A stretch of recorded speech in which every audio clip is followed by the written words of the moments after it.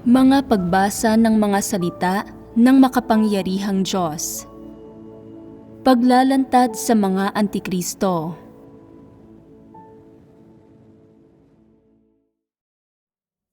Ika-10 item. Kinamumuhian nila ang katotohanan, hayagang nilalabag ang mga prinsipyo, at binabaliwala ang mga pagsasaayos ng sambahayan ng Diyos. Ika-7 bahagi. Ika-2, pagbebenta ng mga aklat ng mga salita ng Diyos para sa personal na pakinabang. Susunod, pagbabahagi na natin ang pangalawang aspekto. Ito ay ang aktwal na pag-uugali at pamamaraan ng mga Antikristo sa pagtrato sa mga salita ng Diyos bilang mga kalakal. Ang pamamaraang ito ay kinabibilangan ng ganitong uri ng Antikristo na tinatrato ang iba't ibang uri ng mga aklat ng mga salita ng Diyos bilang mga kalakal.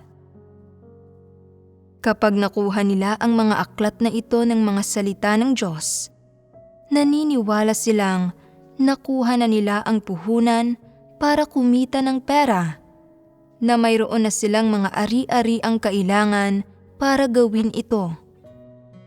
Ang mga aklat na ito, kung saan nakaimprenta ang mga salita ng Diyos, ay nagiging mga ari-arian nila, mga kalakal na balak nilang ibenta, at ang mga bagay na ginagamit nila para kumita ng labis-labis na tubo.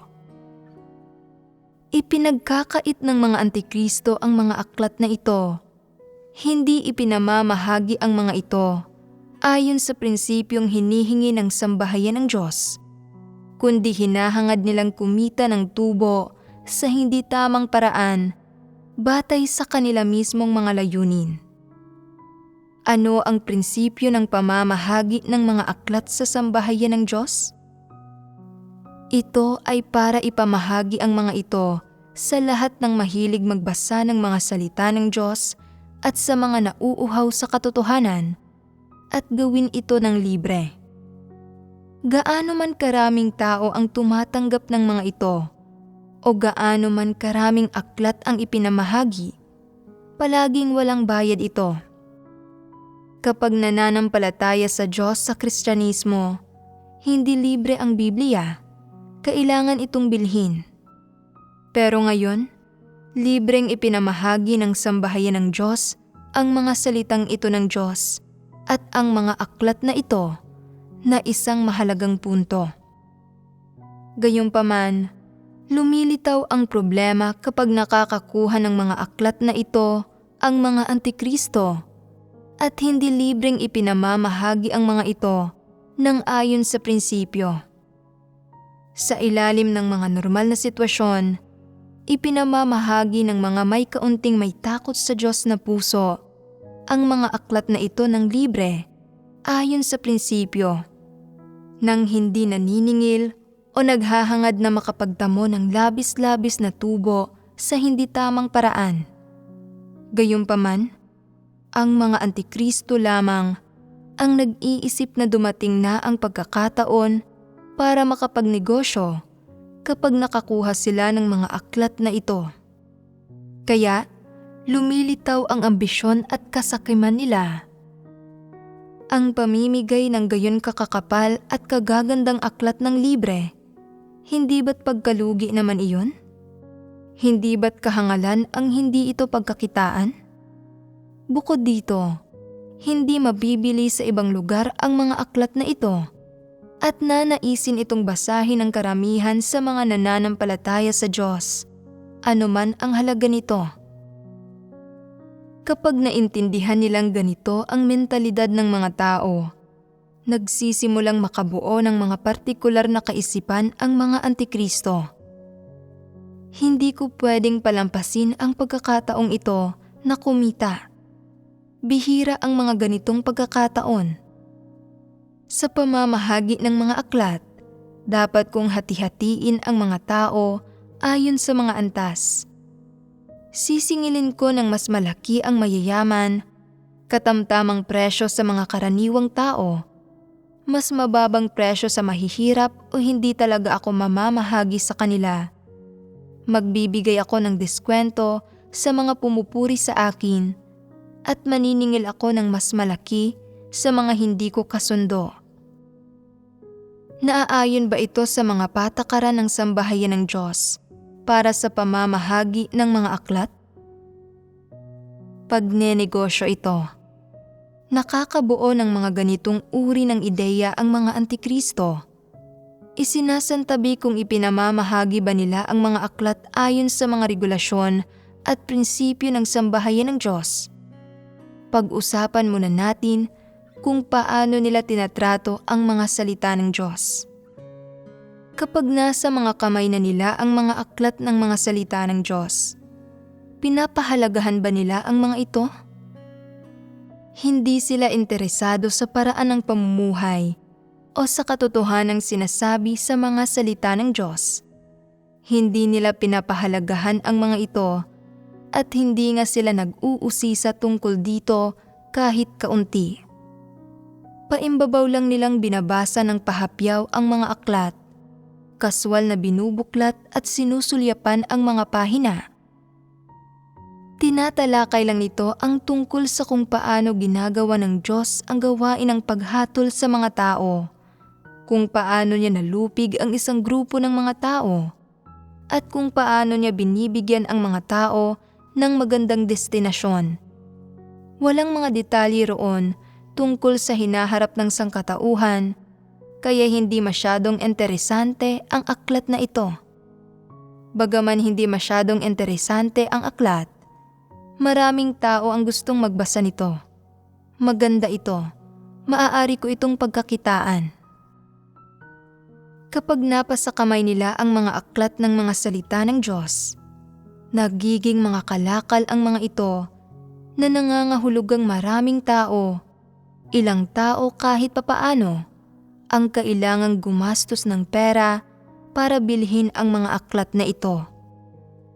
Nanghihimasok ang mga antikristo at ginagawa nilang isang transaksyon ang libreng pamamahagi ng mga aklat na ito ng sambahayan ng Diyos. Ibinibenta ang mga ito sa ilalim ng pagbabalat kayo ng pananampalataya sa Diyos, paggawa ng gawain ng sambahayan ng Diyos, at pagiging responsable sa pamamahagi ng mga aklat ng mga salita ng Diyos. Para sa Diyos, walang bayad na itinutustos ang mga binigkas niyang salita sa lahat ng nakikinig ng mabuti sa kanyang mga salita. Libre ang mga ito, walang hinihinging anumang kapalit. Ang hinihingi lamang sa mga tao ay tumanggap, magsagawa, at dumanas para makamit ang pagpapasakop sa mga salita ng Diyos at para maging isang taong may takot sa Diyos at umiiwas sa kasamaan. Pagkatapos ay nasiyahan ang Diyos, nakamit ang kanyang mithiin at hindi binigkas ng walang saysay ang kanyang mga salita. Gumiginhawa ang kanyang pakiramdam dahil dito. Ito ang hangarin ng Diyos at ang layunin din ng kanyang 6,000 taong gawain ng pamamahala na isinakatuparan sa tao. Ang pinakamagandang pagnanais ng lumikha para sa mga nilikha.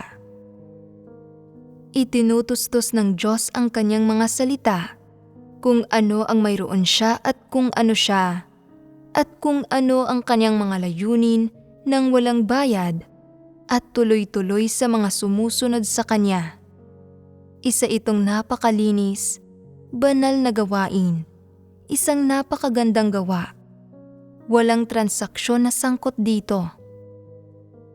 Para sa bawat taong nakikinig ng mabuti at nananabik sa mga salita ng Diyos, walang katumbas na halaga ang bawat pangungusap na sinasabi ng Diyos.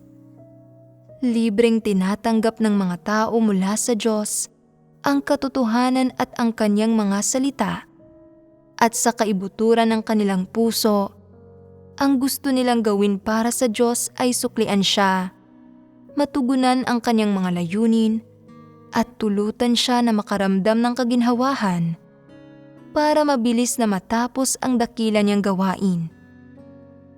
Ito ang tahimik na pagkakaintindihan na dapat umiiral sa pagitan ng lumikha at ng nilikhang sangkatauhan. Gayunpaman, ginagawang isang transaksyon ng mga Antikristo ang bagay na ito. Sinasamantala nila ang pagkakataon ng pagsasalita at paggawa ng Diyos, pati na rin ang pangangailangan ng mga tao sa pagtutustos ng mga salita ng Diyos para maghangad ng personal na kapakinabangan at makakuha ng pera at mga benepisyong hindi nila dapat makuha. Hindi ba't karapat dapat sumpain ang isang tao dahil sa gayong pag-uugali? Sa alin sa mga pahayag ng Diyos mo nakita o narinig na nagsasalita ang Diyos sa sangkatauhan ng may kapalit na kabayaran? Magkano para sa isang pangungusap? Magkano para sa isang sipi? Para sa isang sermon? Para sa isang aklat? O para sa isang pagkakataon ng pagpupungos? O paghatol at pagkastigo? O pagpipino? O pagtutustos ng buhay? Sinabi ba kailanman ng Diyos ang gayong mga salita? Hindi kailanman sinabi ng Diyos ang mga gayong bagay. Ang bawat pangungusap, sipi, at bahaging sinambit ng Diyos, ang bawat pagkakataon ng pagpupungos, pagkakastigo at paghatol, at pagsubok at pagpipino na tinatanggap ng mga tao mula sa Diyos, pati na rin ang pagtutustos at pagbibigay lakas ng mga salita ng Diyos, at iba pa. Sa lahat ng ito, alin sa mga ito ang masusukat sa pera? Alin sa mga ito ang pwedeng makuha ng mga tao kapalit ng pera o mga materyal na bagay, o sa pamamagitan ng pagbabayad ng makamundong halaga? Wala sa mga ito. Walang katumbas na halaga ang lahat ng ginagawa ng Diyos, lahat ng katotohanang ipinapahayag ng Diyos.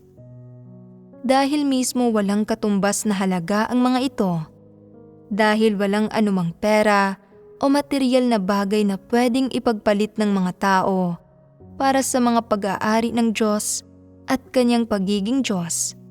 Sinasabi ng Diyos na itinutustos niya ang kanyang mga salita sa mga tao nang walang bayad.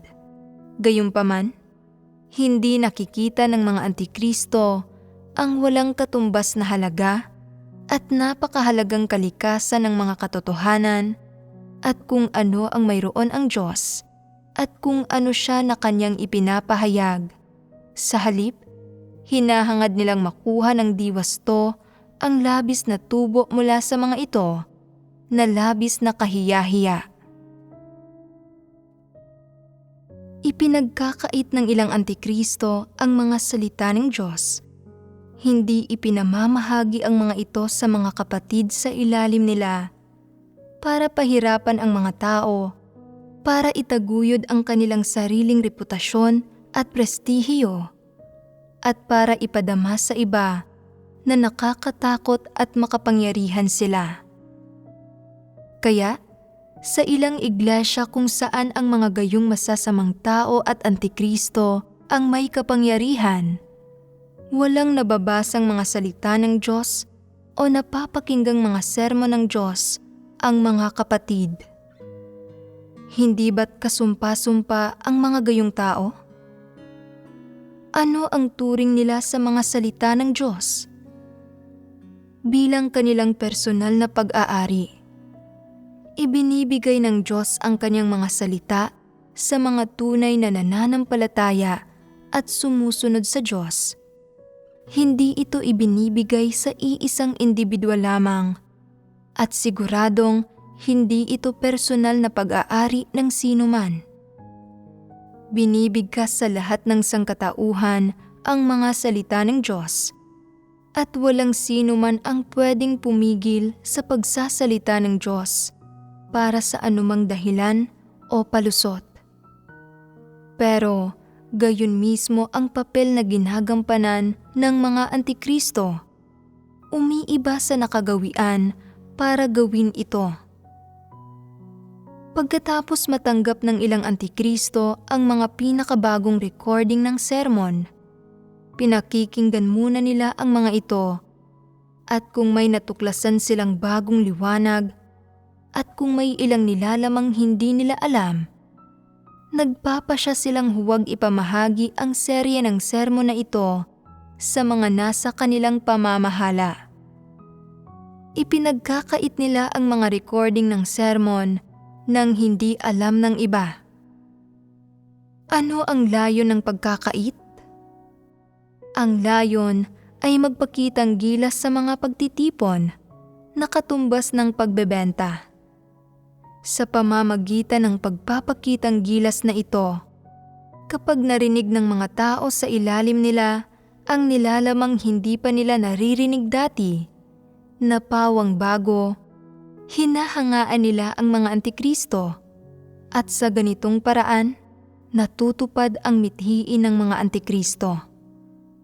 Hindi maikakaila na sa mga iglesia sa iba't ibang lugar, siguradong may ilang tao na hindi agaran o ganap na namamahagi ng mga sermon ng pagbabahaginan o ng mga recording. Siguradong may mga gayong individual. Bukod dito, namamahagi ang ilang antikristo ng mga aklat ng mga salita ng Diyos batay sa saloobin ng mga tao sa kanila. Ibinibigay ang mga ito sa mga nakikisama o pumupuri sa kanila. Kahit na libre ang mga aklat, hindi lahat ay madaling nakakatanggap ng mga ito. Nakokompromiso ang prinsipyo ng libre at agarang pamamahagi sa mga kamay ng mga antikristo na napapailalim sa iba't ibang kondisyon. Maaaring labag sa loob nilang ibigay ang mga aklat sa mga nasa panig nila o nakikinig sa kanila, pero hindi sa agarang paraan. Para sa mga hindi sumasang-ayon sa kanilang mga pananaw o sumasalungat pa nga sa kanila, maaaring ibigay ng mga antikristo ang mga piling aklat o hindi talaga ibigay. Hindi lamang naghahangad ang mga antikristo na makakuha ng labis na tubo sa pamamahagi ng mga aklat ng mga salita ng Diyos, kundi ginagamit din nila ito upang akitin ang mga tao, makuha ang kanilang suporta, pati na rin para supilin at pahirapan ang iba. May kakayahan silang gumawa ng lahat ng uri ng kasamaan. Kaya pa nga nilang pagbantaan ang mga tao, sinasabing kung may magsasalita laban sa kanila, hindi buboto sa kanila o buboto laban sa kanila, maaari nilang ipagkait ang mga salita ng Diyos bilang paraan ng pagkilos laban sa taong iyon. Sa makatwid, ang ilang tao, sa takot na hindi agarang makatanggap ng mga aklat ng mga salita ng Diyos o mga recording ng sermon, ay natatakot sa mga antikristo. Kahit na gumagawa ng kasamaan ang mga antikristo at sila mismo ay nakakaranas ng hindi patas na pagtrato, hindi sila nangangahas na iulat ang mga ito. Natatakot na supilin at pahirapan sila ng mga antikristo, na mawalan sila ng ugnayan sa nasa itaas at mawalan ng pagdidilig at pagtutustos ng nasa itaas. Mayroon bang mga gayong tao? Siguradong mayroon, 100%. Gumagawa ng lahat ng uri ng masamang gawain ang mga antikristo. Hindi lamang sila nakikipaglaban para sa kapangyarihan at kita, bumubuo ng mga paksyon at lumilikha ng kanilang mga nagsasariling kaharian, kundi wala na rin silang itinatangi pagdating sa pamamahagi ng mga salita ng Diyos. Sinasamantala nila ang anumang bagay na maaaring magbigay daan sa kanila para di wastong makakuha ng mga pakinabang at makuha ang kanilang posisyon at kapangyarihan. Wala silang pinalalampas, kabilang na ang mga salita ng Diyos. Nangyari na ba sa inyong iglesia ang mga bagay na ito sa paligid ninyo? Pinagbabantaan ng ilang antikristo ang mga nasa ilalim nila. Sinasabing, kung hindi ninyo ako ihahalal, kung iuulat ninyo ako sa itaas, kung hindi ninyo ako magugustuhan, kung magsusumbong kayo at nalaman ko, hindi na kayo makakatanggap ng mga recording ng sermon. Puputulin ko ang inyong panustos, iiwanan ko kayong walang pagkain, uuhawin ko kayo hanggang mamatay, gugutumin ko kayo. Hindi ba't malupit ang disposisyon ng mga antikristo? Napakalupit nito. May kakayahan silang gumawa ng lahat ng uri ng masamang bagay. Kung makatagpo kayo ng mga gayong antikristo, paano ninyo sila pangangasiwaan? Mangangahas ba kayong iulat sila sa itaas? Mangangahas ba kayong magkaisa at tanggihan sila? Oo.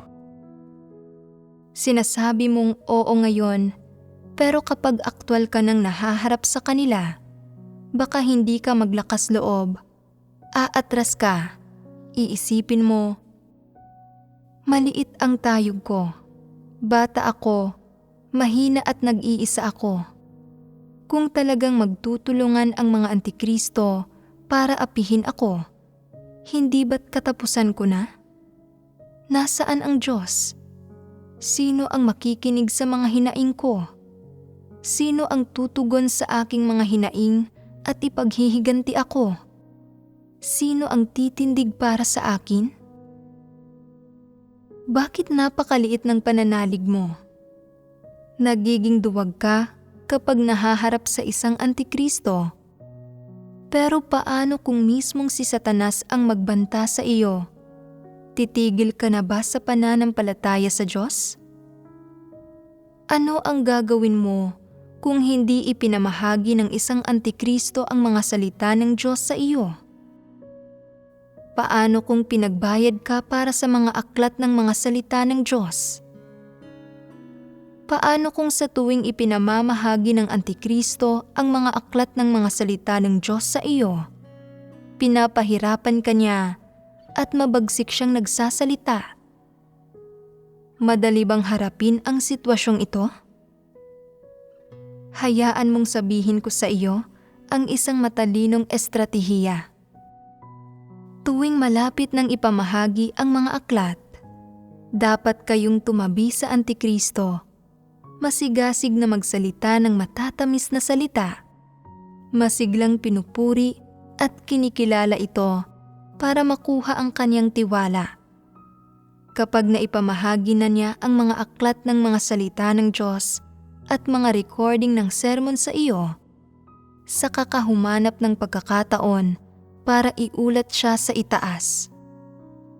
Kung walang paraan upang iulat siya sa itaas, humanap ka ng pagkakataon na makipagkaisa sa mga mapagkilatis na kapatid para pigilan at igapos ang antikristo. Tunay itong pagtatanggal ng pinsala sa iglesia at pinaka-naaayon sa mga layunin ng Diyos. Maaaring magtanong ang ilan, paano kung matuklasan ng antikristo ang planong ito?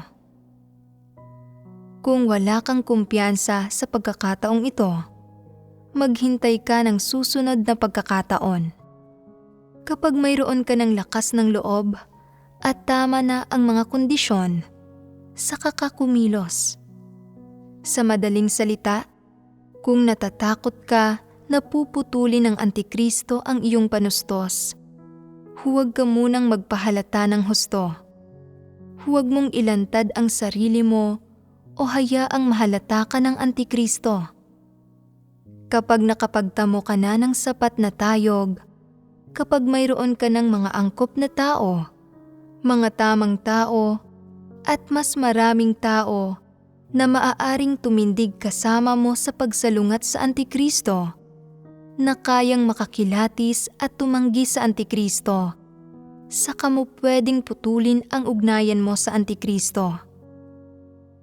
Ano ang palagay mo sa estratehiyang ito? Maganda. Maaaring sabihin ng ilan, hindi ba't panlilin lang ito ng iba? Hindi ba't gusto ng Diyos na maging tapat tayong mga tao? Tila hindi ito matapat. Panlilin lang ba ito sa iba? Pakikipaglaro ito sa isang dyablo. Katanggap-tanggap ang anumang paraan kapag nakikitungo sa isang Antikristo na isang dyablo. Takot ba kayo sa mga Antikristo? Paano kung talagang may isang Antikristo sa paligid mo, sa mismong iglesia mo? Napansin mo na sila? May kapangyarihan at katayuan sila, at maraming tao ang sumusuporta sa kanila. May paksyon sila, ilang matapat na tagasunod. Matatakot ka ba sa kanila? Ang sabi ng ilan ay matatakot sila. Tama bang matakot? Kahit papaano ay mayroong isang magandang aspekto sa pagkatakot na ito. Bakit ko sinasabi iyon?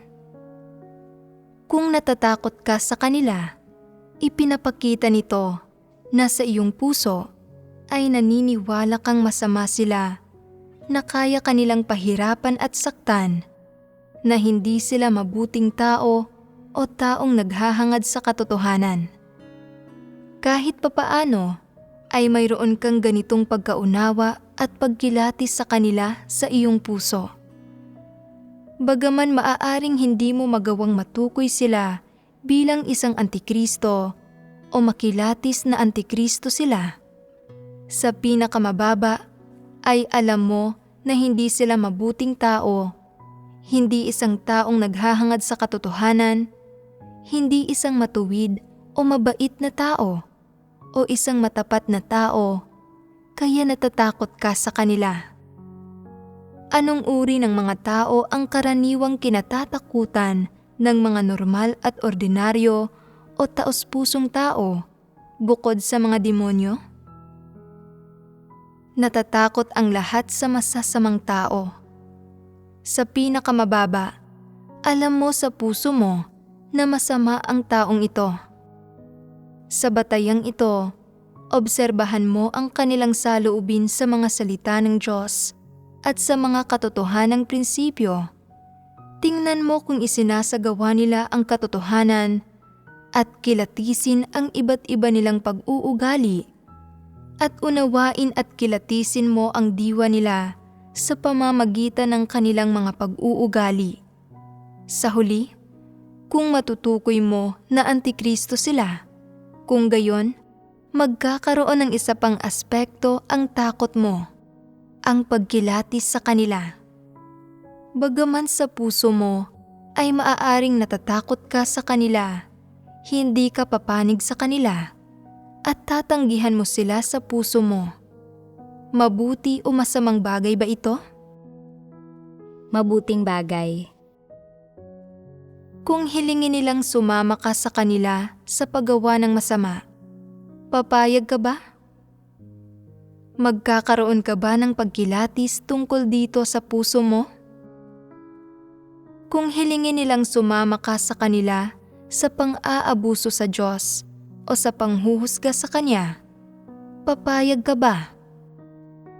Kung hilingin nilang makipagtulungan ka sa kanila sa pagpapahirap sa iba, at hindi ipamahagi ang mga aklat ng mga salita ng Diyos sa ilang individual, papayag ka ba?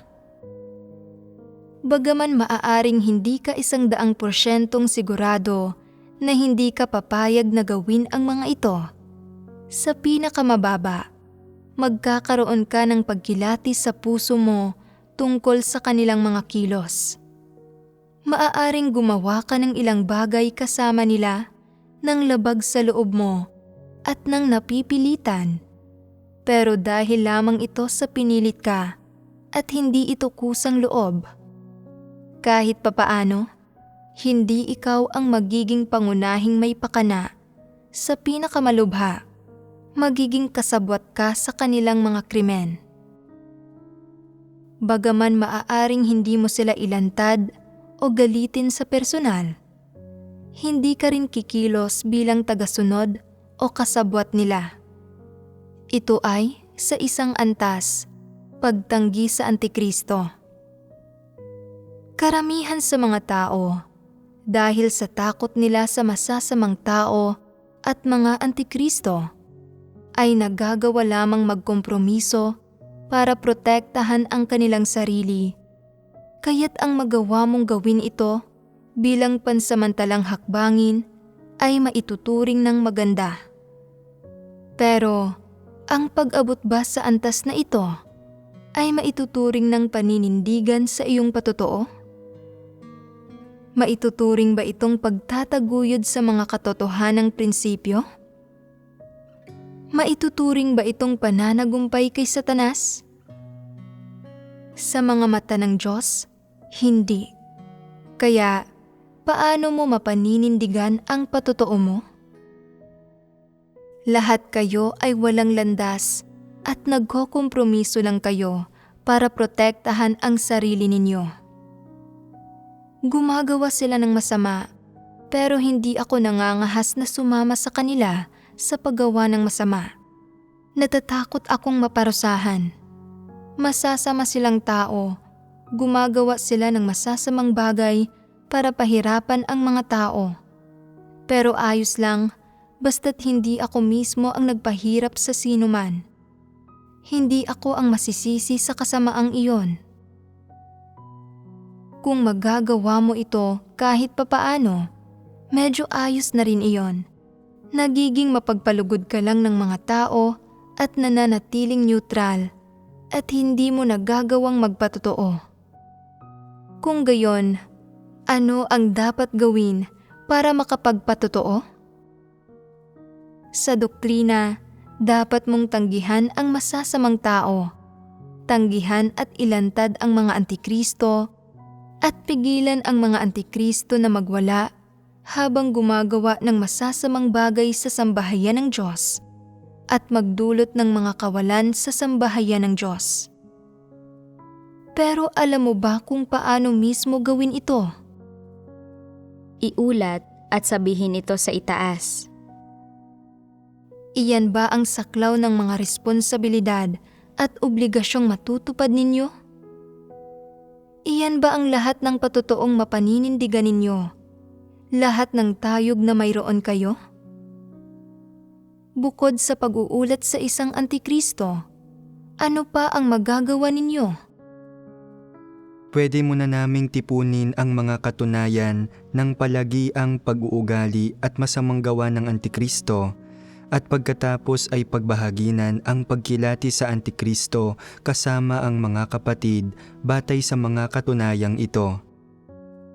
Kapag nagkaroon na ng pagkilatis ang mga kapatid sa Antikristo, maaari silang umaksyong lahat para ilantad ang Antikristo, at pagkatapos ay palalayasin namin ang Antikristo sa iglesia. Tama ang mga hakbang at proseso. Pero paano naman ang ilang espesyal na kaso? Nagsasalita ka mula sa posisyon ng isang lider. Pero paano kung isang ordinaryong mananampalataya ang makatagpo ng isang Antikristo? Hindi ba't parang itlog iyon na bumangga sa isang bato? Ano ang gagawin ninyo sa mga gayong sitwasyon? Hayaan ninyong ikwento ko sa inyo ang isang istorya tungkol sa pagrehistro at pag-uulat ng kita at gastusin. May isang taong namamahala sa pagtatala ng mga accounts. Isang talaan para sa mga panlabas na account at isa pang talaan para sa mga panloob na account. Isang araw, nakita sa talaan na may nawawalang $200 sa panloob na account. Kalaunan, dumating ang supervisor para suriin ang mga account at nakita niya na may nawawalang halaga. Sabi niya, punitin ang panloob na account. Panatilihin na lang ang panlabas na account para walang ebidensya. Hindi sumang-ayon ang isang taong naroroon. Sabi nito, "Handog ito. Gaano mang kalaking pera ito ng Diyos. Hindi mo pwedeng gawin ito." Hindi nagsalita ang superbisor, habang nagkomento naman ang isa pang tao. Ano ba ang 200 dolyar? Kapag nandarambong ang mga antikristo, libo-libo ang halaga. At kaya, ganoon nilutas ng mga taong iyon ang usapin. Gayunpaman, pagkatapos niyon, naramdaman ng isang tao na mali ang paraang iyon at iniulat ito pataas sa grupo ng mga gumagawa ng desisyon.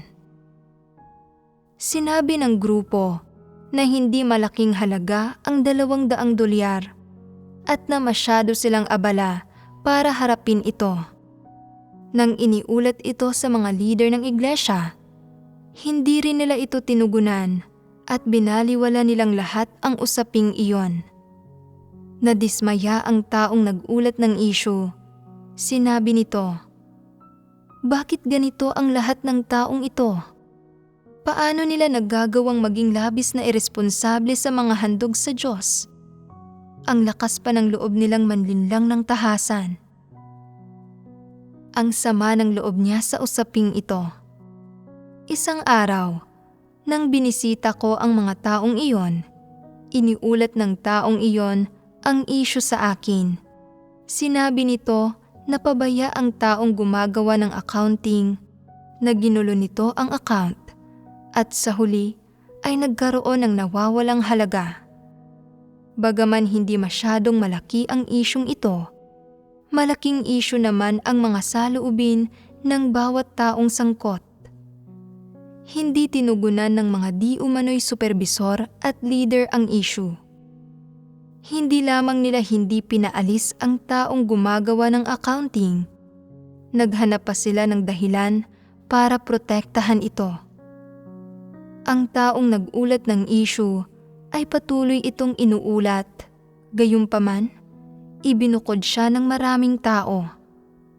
Sabihin ninyo sa akin, anong uri ng mentalidad mayroon ang taong ito nang iulat niya ang issue?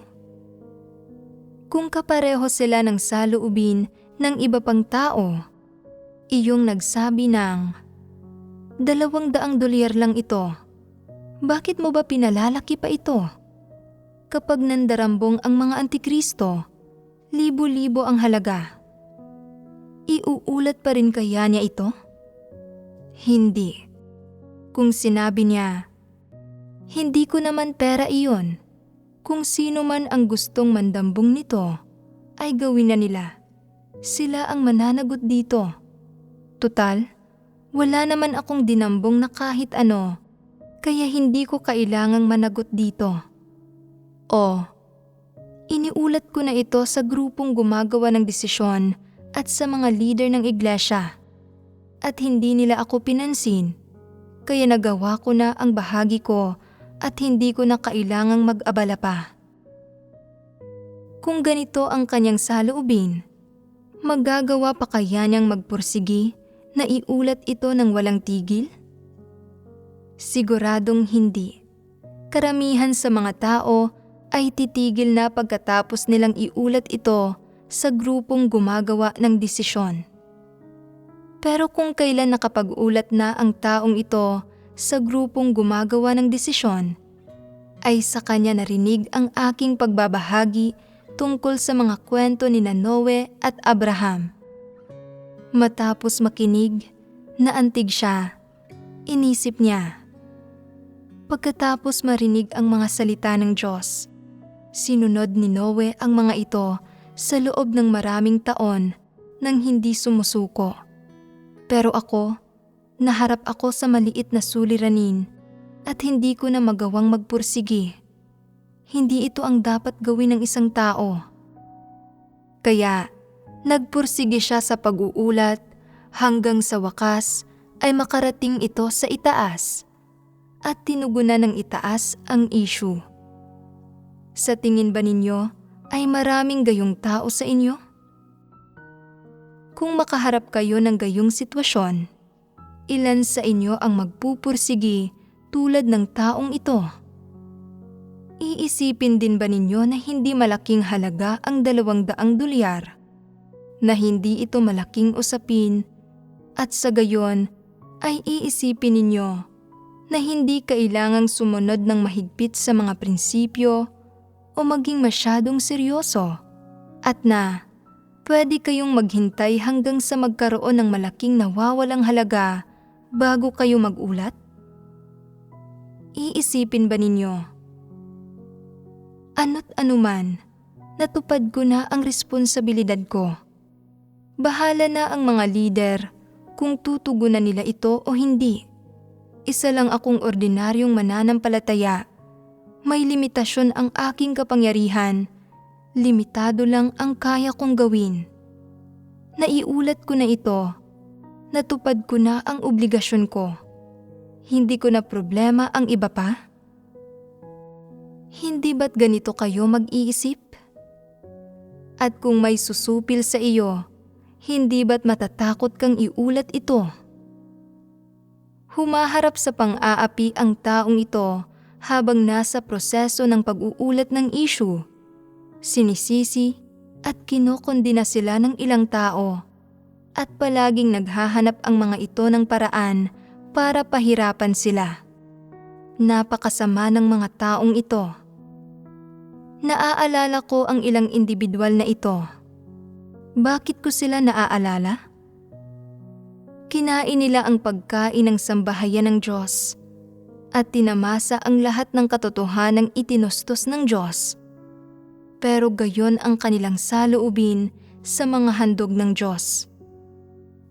Pwede ba silang ituring na mga tao ng sambahayan ng Diyos? Hindi sila karapat-dapat. Hindi nila kailangang manindigan sa kanilang patotoo dahil wala silang ganitong karakter. Pero dahil hindi nila magawa kahit na ang dapat nilang gawin, nararapat pa rin ba silang manatili sa sambahayan ng Diyos? Dapat bang maalala ang mga gayong tao? Gusto ba ninyo ang mga gayong tao? Hindi. Kung gayon, anong uri ng mga tao ang gusto ninyo?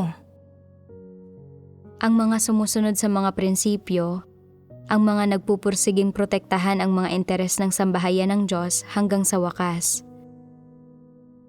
Nasusuklam ako sa mga walang kwentang taong takot sa makapangyarihan, pero nagiging matapang sa harap ng mga taong taos-puso. Nasusuklam din ako sa mga pumipinsala sa mga nagtutustos sa kanila, sa mga walang interes sa katotohanan, at lalo na sa mga nakinig sa mga sermon sa loob ng maraming taon. Pero hindi pa rin nauunawaan man lang ang katotohanan o nagbago kahit kaunti, at patuloy na lumalaban at nagbabantay laban sa Diyos sa kaibuturan ng kanilang puso. Kung walang malinaw na kaso ng mga gayong tao na gumagawa ng masama, maaaring hindi sila matawag na mga antikristo, pero nasusuklam ako sa kanila. Gaano katindi ang aking pagkasuklam? Kasing tindi ng sa mga antikristo. Bakit? Tinatrato ng mga antikristo ang salita ng Diyos bilang isang kalakal na ibebenta, ikakalakal at ipagpapalit para kumita mula rito. Habang ang ganitong uri ng tao ay maaaring hindi kumita mula sa mga salita ng Diyos, mahihinuha natin mula sa kanilang saloobin sa mga salita ng Diyos na tulad lamang sila ng mga antikristo na hindi sila sumusunod sa daan ng Diyos o wala man lang silang simple at pinakapangunahing saloobin na dapat nilang taglayin sa mga handog ng Diyos at na pinipinsala nila ang nagtutustos sa kanila. Anong uri sila? Mga Hudas sila na ipinagbili ang Panginoon at ang kanilang mga kaibigan. Matapos ninyong marinig ang kwentong ito, ano ang mga naiisip ninyo? Kaya ba ninyong sumunod sa mga prinsipyo at pangatawanan ang inyong paninindigan sa gayong mga sitwasyon? Kung wala kang kwenta na palaging umaatras, palaging takot sa puwersa ng mga antikristo, takot na mapahirapan nila, takot na mapinsala ng kanilang puwersa, at sa puso mo ay palagi kang takot at wala kang karunungan para tumugon dito. Palaging nakikipagkompromiso sa mga antikristo, hindi naglalakas loob na iulat o ilantad sila, o maghanap ng iba para makaisa mo para tanggihan sila. Kung gayon, hindi ka isang taong makakapanindigan sa iyong patotoo sa Diyos. Wala kang kwenta, pinipinsala mo ang nagtutustos sa iyo. Kapag tinatrato ng mga antikristo ang mga salita ng Diyos bilang mga kalakal, ginagamit ang mga ito para di wastong kumita ng labis para sa kanilang sarili, para pagbantaan ka at putulin ang iyong panustos. Kung hindi mo pa rin sila matanggihan sa gayong mga sitwasyon, isa ka bang mananagumpay? Karapat-dapat ka bang maging tagasunod ni Kristo? Kung wala ka kahit ang abilidad na matamo ang mga salita at ang espiritual na panustos na libreng ibinibigay sa iyo ng Diyos, at hindi mo man lang magawang kainin, inumin, o tamasahin ang mga bagay na ito, gaano ka kawalang kwenta? Ang mga katunayang kababahagi ko lang ay ilan sa mga pagpapamalas ng mga antikristo na itinuturing ang mga salita ng Diyos bilang mga kalakal. Hindi kinakain at iniinom ng mga antikristo ang mga salita ng Diyos at hindi nila tinatanggap ang katotohanan.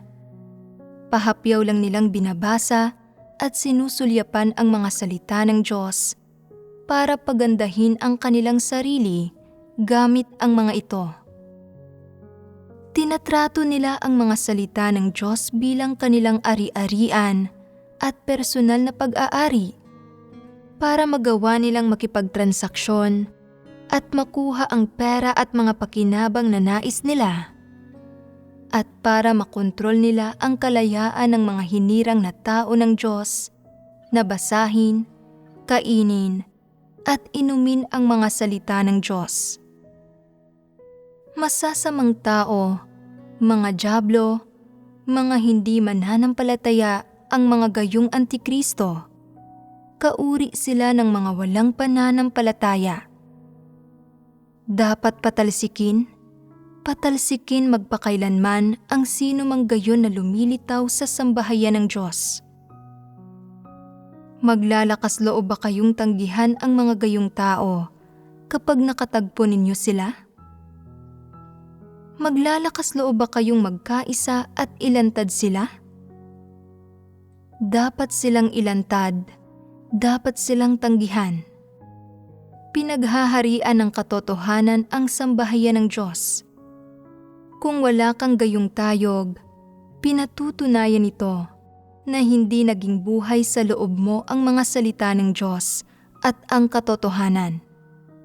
Kung kimi ka, natatakot sa mga satanas, natatakot sa masasamang tao, mas pinipiling makipagkompromiso para maprotektahan ang sarili mo kaysa lumaban sa mga antikristo.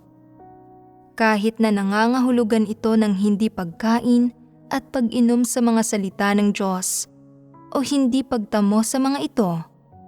Kung gayon, karapat-dapat kang mamatay sa gutom at walang maaawa sa iyo kung ganoon ka. Kung maharap kayo sa mga gayong sitwasyon, paano kayo dapat pumili at magsagawa? Dapat ninyo silang ilantad kaagad. Hindi mga kalakal ang mga salita ng Diyos. Ipinagkakaloob ito sa lahat ng hinirang na tao ng Diyos. Hindi ito personal na pag-aari ng sino mang individual. Walang sino man ang may karapatang ipagkait o ariin ang mga salita ng Diyos para sa kanilang sarili. Dapat ipamahagi ng libre at ng walang bayad ang mga salita ng Diyos sa lahat ng hinirang na taong sumusunod sa Diyos. Karapat-dapat sumpain ang sino mang nagkakait ng mga ito, naghahangad na di wastong kumita ng labis na halaga mula sa mga ito, o may mga personal na balak tungkol sa mga salita ng Diyos. Sila ay mga individual na dapat labanan ng mga hinirang na tao ng Diyos para ilantad at tanggihan, at dapat silang paalisin at tanggalin. Sapat bang inilalarawan ng dalawang item na aking ibinahagi ngayon kung paano kinamumuhian ng mga antikristo ang mga salita ng Diyos? Hindi kailanman itinuturing ng mga antikristo ang mga salita ng Diyos bilang ang katotohanan, ni hindi nila pinahahalagahan, iniingatan, o tinatrato ang mga ito gaya ng mga salita ng lumikha.